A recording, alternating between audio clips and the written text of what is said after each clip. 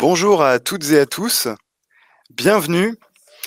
Nous sommes ravis de vous accueillir aujourd'hui dans cette salle virtuelle pour le retour d'expérience intitulée Le marketing territorial au service de l'attractivité résidentielle. Je me présente, donc je m'appelle Antonin Lafaille et c'est moi qui vais animer les débats, riches, je l'espère. Je me chargerai également du respect du timing puisque nous n'avons qu'une demi-heure ensemble et comme vous l'avez peut-être déjà vu au cours des autres Rex, ça peut être assez serré. Donc les retours d'expérience, c'est le moyen pour vous de vous nourrir des pratiques, des méthodes mises en place au plus près du terrain avec celles et ceux qui pilotent les projets. Et justement, aujourd'hui, on a la chance d'accueillir Mathieu Lamiam, directeur de projet renouvellement urbain à la ville de Saint-André à La Réunion. Et il va vous présenter dans quelques minutes l'exemple qui est le sien. Alors, l'intervention va se dérouler en deux parties. Donc, on va voir l'intervention de Mathieu. Et ensuite, durant un second temps, on va se garder 10 minutes pour pouvoir échanger. Ce que je vous demanderai durant l'intervention de Mathieu, c'est de bien couper micro et caméra. Et ensuite, eh bien, je vais le faire en direct avec vous. Quand on passera à la phase question, en fait, il vous suffira d'aller dans le chat, de cliquer sur le petit bonhomme, voilà, en bas à droite, là, dans envoyer un message, en bas à gauche, pardon, de mettre, voilà, la petite main et d'envoyer. Comme ça, vous pourrez lever la main et moi, je pourrais vous donner la parole. Quand je vous donnerai la parole, pensez bien à réactiver micro et caméra afin qu'on puisse voir votre visage.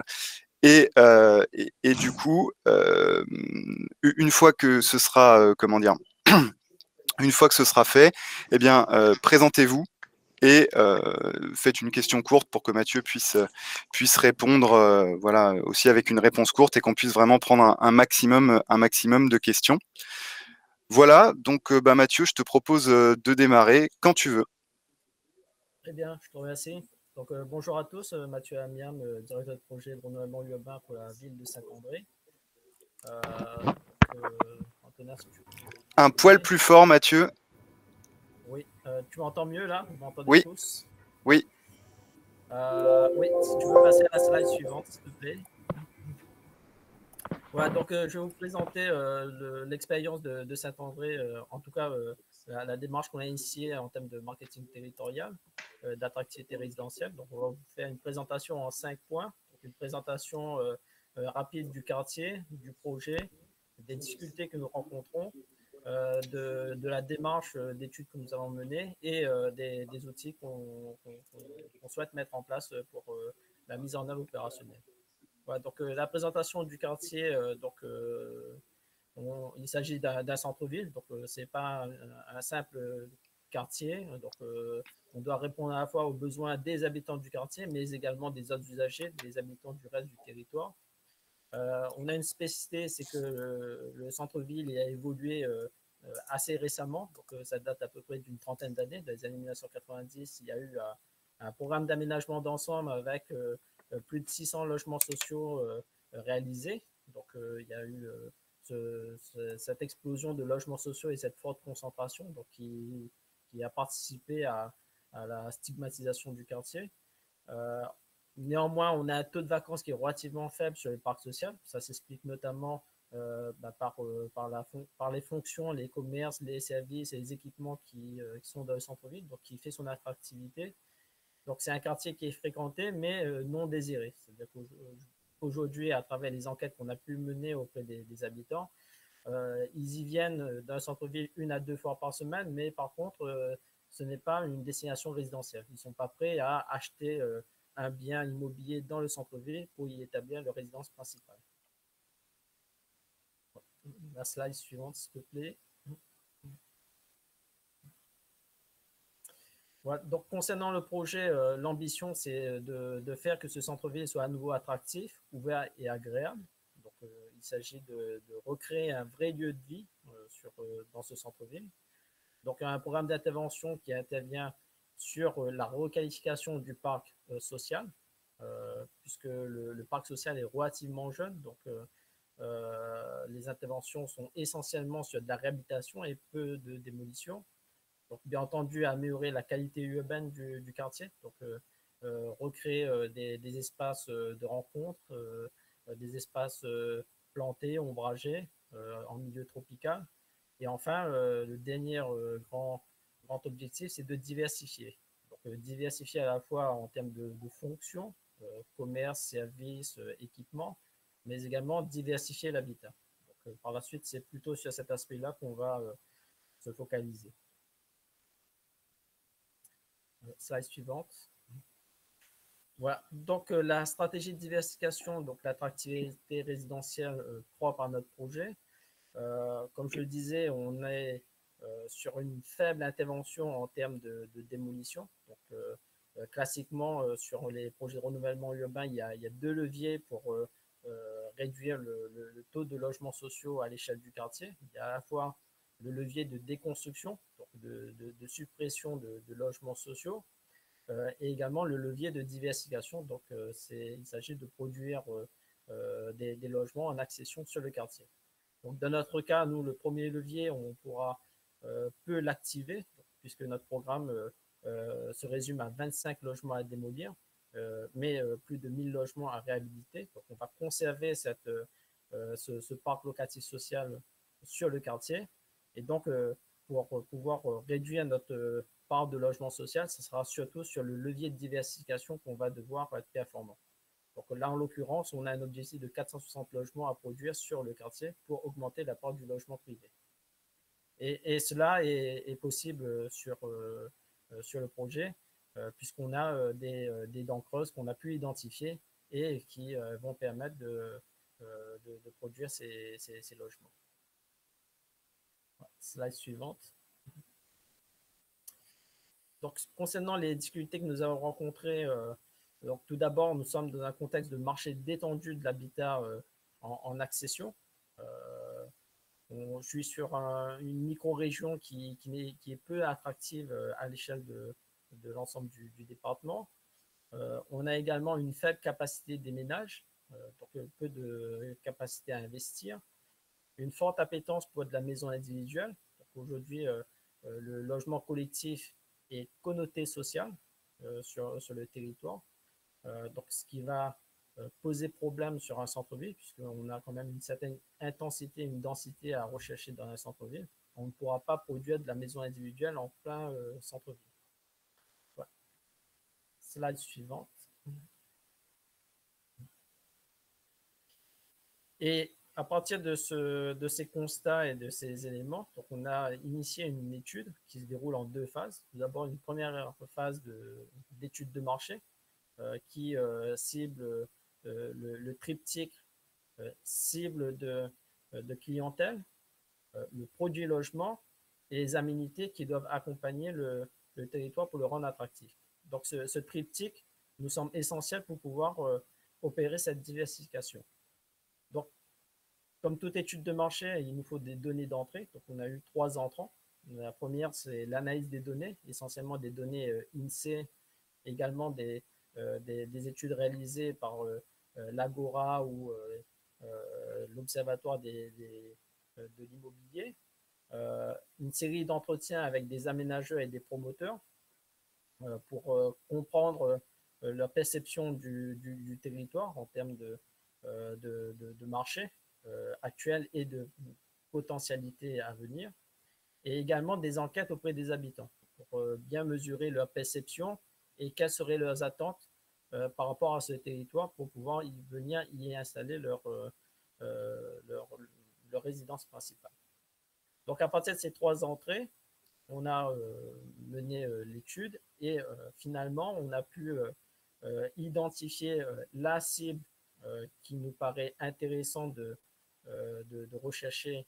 Il s'agit des jeunes actifs, donc des personnes qui sont primo-accédants et qui soient prêts à réaliser un premier investissement immobilier dans le cadre de leur parcours résidentiel. La deuxième cible serait des seniors, donc des personnes qui sont à leur retraite, donc qui se retrouvent à la recherche de plus de proximité des équipements, des services. Donc, un centre-ville est adapté pour ce type de public. En termes de produits, donc comme je le disais plus tôt, l'appétence pour la maison individuelle, c'est notre problématique première. Donc, il faut rechercher un produit logement qui se rapproche le plus possible de l'individuel. Mais la difficulté, c'est effectivement qu'on doit rechercher une certaine densité dans les centres-villes. Donc, on sera plutôt sur un produit intermédiaire, individuel, maison jumelée, collectif intermédiaire, d'une dizaine à une quinzaine de logements, semble plus adapté pour attirer cette population. Et effectivement, définir un prix de sortie qui soit compétitif par rapport à ce que proposent les territoires avoisinants. Enfin, concernant les aménités, donc on travaille à la fois sur la qualité et le cadre de vie, donc l'amélioration du quartier sur les mobilités, sur les espaces publics, sur la circulation et autres. Par rapport aux seniors, donc, on souhaite développer les aménités liées à la santé, donc avoir une offre performante sur les services et les prestations de santé pour capter cette clientèle. Et pour les jeunes actifs, c'est surtout travailler sur le volet animation, qui aujourd'hui est peu présente sur le quartier. Et enfin, on a un atout sur le quartier, donc on a une forte présence de commerce qui nécessite d'être modernisé pour être plus en adéquation avec l'évolution des attentes des consommateurs d'aujourd'hui et de demain.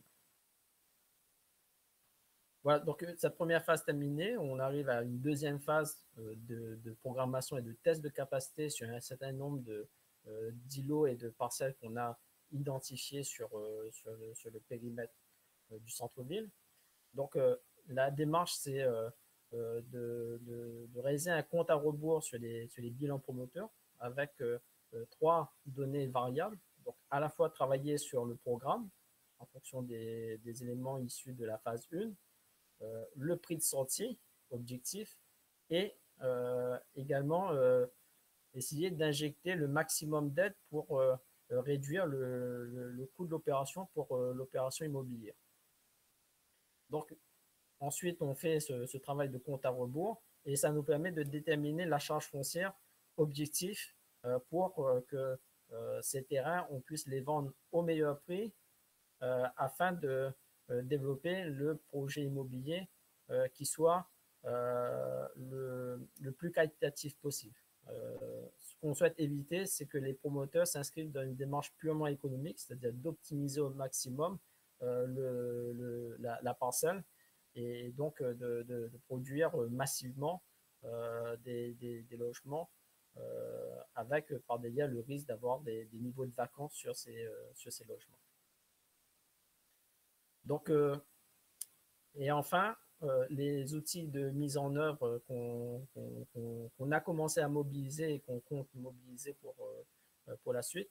Donc, tout d'abord, il est important d'avoir une maîtrise du foncier. Donc, chez nous, très tôt, avec l'établissement public foncier, nous avons lancé toute une démarche pour acheter des parcelles lorsqu'on en avait les opportunités, voire même d'aller prospecter auprès de terrains et de friches que nous avions identifiés dans le périmètre. Donc aujourd'hui, nous avons à peu près 1,5 hectare de foncier qu'on a pu constituer et qui est porté par l'établissement public foncier. Ensuite, un deuxième outil, c'est de pouvoir inciter les promoteurs à venir sur le territoire. Et donc là, c'est surtout les aides, notamment ce qu'on a mis en place avec l'établissement public foncier et l'intercommunalité. Ce sont des régimes de minoration foncière. Donc, ce qui veut dire que le terrain qui est acheté à 100, il bénéficie de subventions de l'établissement public foncier et de l'intercommunalité pour qu'au final, la collectivité ou l'opérateur qui vient construire le rachète à un prix moindre. Et également, on recherchait d'autres dispositifs de minoration pour que la charge foncière de départ dans l'opération immobilière soit la plus faible possible. Tout ça pour permettre de produire un logement le plus qualitatif possible et au prix de sortie le plus intéressant. Troisième outil, il s'agit d'encadrer la qualité des projets. Donc ça, je pense que comme vous autres, on a mis en place un plan guide des cahiers de prescription pour encadrer tous les projets immobiliers. Et enfin, c'est de travailler sur le changement de perception du quartier. Donc ça, c'est vraiment le travail de changement d'image. Là-dessus, c'est outils de marketing et de communication.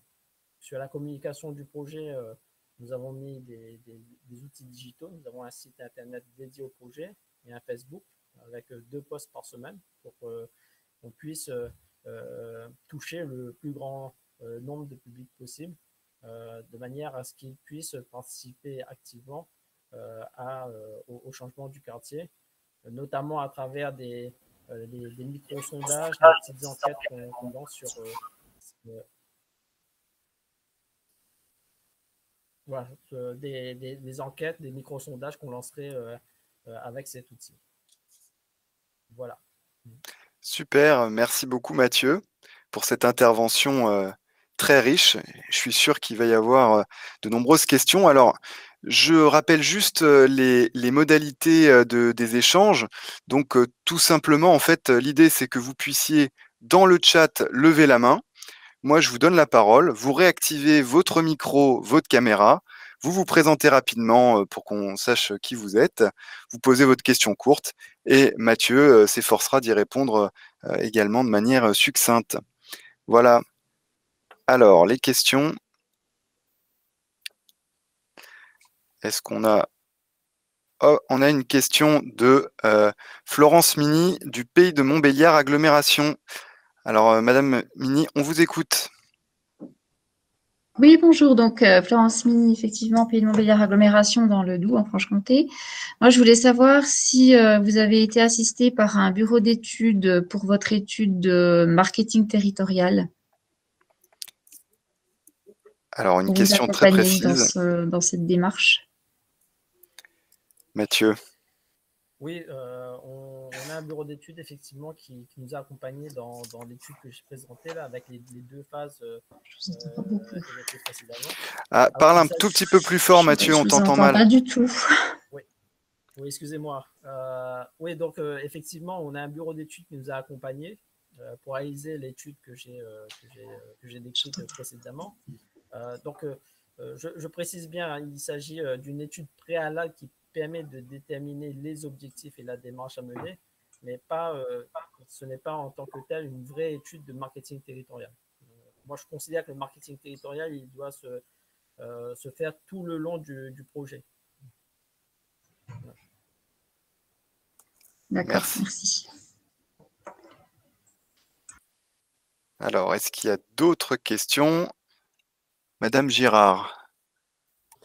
Oui, bonjour Mathieu. Est-ce que tu pourrais nous en dire un petit peu plus sur peut-être comment vous comptez faire des choix peut-être ou prioriser entre toutes les contraintes que tu as listées, le prix de sortie, la qualité architecturale, la qualité urbaine et puis également la nécessité d'offrir des logements qui sont en concurrence avec l'offre actuelle en périurbain, voire rural à La Réunion. Comment vous allez hiérarchiser tout ça? Où vous en êtes aujourd'hui dans cette réflexion? Alors, il n'y a pas vraiment de hiérarchisation de ces éléments. Nous, ce qu'on a surtout effectivement pris en compte, c'est les attentes des habitants. Donc, c'est pour ça que j'insisterai beaucoup sur la partie enquête. Donc, de manière générale, les diagnostics sont extrêmement importants dans ce type de démarche. Donc, bien comprendre et bien assimiler la perception des publics par rapport au quartier, quelles sont leurs attentes. Et effectivement, avant tout, le premier critère, si je peux faire un classement, c'est qu'est-ce qui peut rendre le quartier attractif. Donc, pour moi, c'est la première question qu'une personne va se poser avant de choisir sa résidence. Et le deuxième critère, c'est effectivement de savoir si il peut trouver un produit qui correspond à sa capacité financière.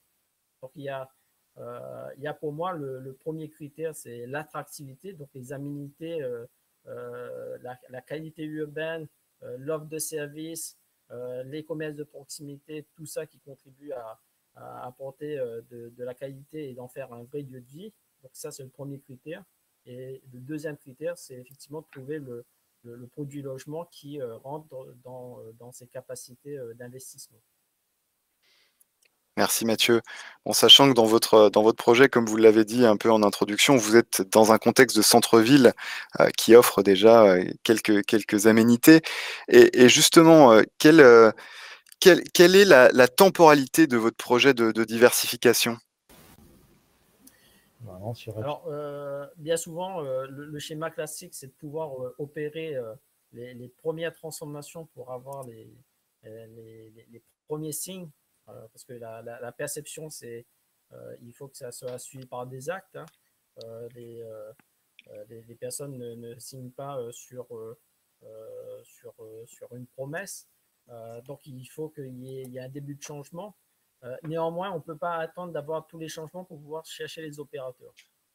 Donc là, nous, la démarche prochaine qu'on va lancer, c'est effectivement, à ce jour, on a une série de chantiers qui vont démarrer, qui vont apporter des premiers signes d'ici l'année prochaine. Donc, les premières livraisons de travaux sont prévues pour le courant de l'année prochaine. Mais en parallèle, on fait le travail comment dire, de lobbying, d'aller chercher les différents promoteurs et de les rassurer et de faire qu'ils ont confiance en la transformation qui va s'opérer et qu'ils commencent à travailler sur des terrains pour pouvoir faire sortir des opérations dans un temps relativement court par rapport au temps du changement qui est attendu. Juste pour rappeler, le temps quand même de réaliser une opération immobilière entre le moment où il y a la promesse de vente, le permis de construire et la livraison, il y a facilement 3 ans qui s'écoulent. Donc, on ne peut pas attendre la fin des premiers chantiers pour se dire on va commencer à chercher des opérateurs. Merci Mathieu. Alors, on a 2 questions. La première de Ninog Lelouer. Bonjour. Moi, j'avais une question sur les outils mis en œuvre. Vous parlez de changer la perception du quartier. Est-ce que vous comptez mettre en place pendant les travaux ou avant je sais pas, des animations sur le quartier pour justement changer la perception des futurs habitants? Vous pensez, est-ce que vous pensez à tout ce qui est urbanisme temporaire, ce genre de Ouais. choses? Mathieu. Alors, c'est une réflexion qu'on commence à avoir, notamment sur du mobilier éphémère, mais la problématique du mobilier éphémère, c'est que le mobilier doit répondre à un certain nombre de normes et de règles. C'est l'une des difficultés qu'on rencontre par rapport à ce type d'installation. On a d'autres pistes sur lesquelles on travaille. Donc, aujourd'hui, nous, notre problématique de territoire, c'est que on a une image délabrée, c'est-à-dire qu'on a des bâtiments qui sont vieux, qui n'ont pas été entretenus. Donc, on a une première piste là où on va travailler avec des graffeurs qui vont pouvoir donner un peu de gaieté, un peu de peps sur des façades qui sont aujourd'hui défraîchies. Donc ça, c'est une première action qu'on souhaite mettre en place. Ensuite, on a aussi des actions type EcoBox qui permettent d'avoir des installations provisoires temporaires pour des commerces ou de jeunes entrepreneurs qui veulent tester leurs produits ou bien sûr leur activité avant de s'installer de manière plus pérenne dans un local. Donc ça permet d'amener un peu de nouveauté sur le quartier et c'est ce qui va faire que les gens vont trouver de l'intérêt à venir à nouveau sur le quartier et découvrir des choses nouvelles. Merci Mathieu. Ensuite, un deuxième aspect qui est important, c'est tout le travail de concertation et de communication. Là-dessus, on travaille beaucoup avec le jeune, puisqu'on est sur un projet à échéance 10 ans. Donc, ça veut dire que le jeune aujourd'hui qui a une quinzaine d'années et qui est au collège, dans 10 ans, lorsque le projet sera achevé, il aura 25 ans. il sera un jeune adulte qui sera prêt à construire sa vie. Et donc, on travaille aussi auprès de ces jeunes pour qu'ils puissent s'approprier le projet et la transformation qui va s'opérer. Merci Mathieu. Alors, on avait une question de Jean-Marc Bello de la DDT de la Loire. Oui, bonjour. Vous avez déjà un peu abordé ma question. Je voulais savoir comment vous abordez la question scolaire et plus largement pour ces jeunes qui auront un jour 25 ans et qui se mettront en ménage, puisque vous ciblez une jeune clientèle. Enfin voilà, comment vous avez abordé cette question scolaire et puis la suite des parcours résidentiels aussi au sein du quartier. Ou est-ce que le quartier n'est qu'une étape finalement, tant pour y vieillir? Alors, question sur le parcours résidentiel, bon, sachant que les habitudes sociétales, les mises en ménage, etc., sont aussi des données très mouvantes et très enclines au changement. Mathieu, tu as une... Alors, bon, c'est pas une science exacte. Sur le parcours résidentiel de centre-ville, déjà, il y a un premier point de constat qu'on a fait, c'est qu'effectivement, la volonté de la municipalité, il y a une trentaine d'années, justement d'avoir ce programme de dense de logements sociaux sur les centres-villes, avait pour objectif de ramener les populations les plus fragiles au plus proche du centre-ville. Et ce qu'on a observé, c'est qu'il y a un très faible taux de vacances et de rotation sur le parc locatif social. Ça veut dire que ces populations-là, même si elles ont moins de moyens financiers, se sont appropriées le quartier et se plaisent à vivre sur le quartier. Donc, aujourd'hui, pour attirer d'autres publics qui ont d'autres besoins, d'autres exigences sur un quartier, on a effectivement cette première étape où on vise le primo-accédant qui, dans son parcours résidentiel, est vraiment au premier échelon, c'est-à-dire que jeune actif, au lieu de louer un logement, je vais faire un premier investissement immobilier qui va me permettre de constituer un capital pour la suite de mon parcours résidentiel. Mais on peut se retrouver dans des cas de figure où ce jeune, finalement, se plaît à vivre sur le centre-ville et fait son parcours résidentiel sur le centre-ville. Ensuite, le deuxième public qu'on cible, c'est effectivement les seniors qui sont plutôt en fin de parcours résidentiel. Donc, plutôt dans un schéma où, dans son parcours résidentiel, il a vécu avec sa famille dans la maison individuelle avec 4 pièces. Et au final, il se retrouve à un certain âge isolé et souhaite finir son parcours dans le centre-ville. Parce qu'il se retrouve dans un milieu où il est proche de tout et il peut rencontrer plus facilement d'autres personnes. Merci Mathieu.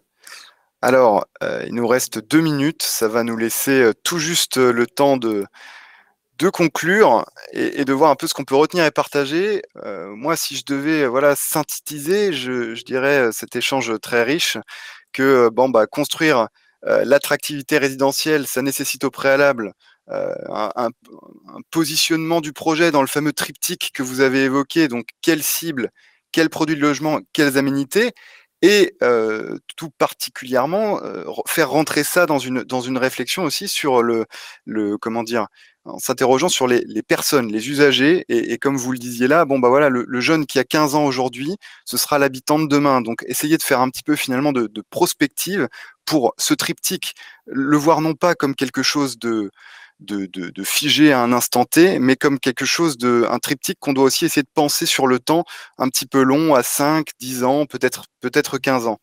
Voilà, c'est la petite conclusion que je ferai, avec en perspective toujours d'avoir au centre du produit logement, comme vous le dites,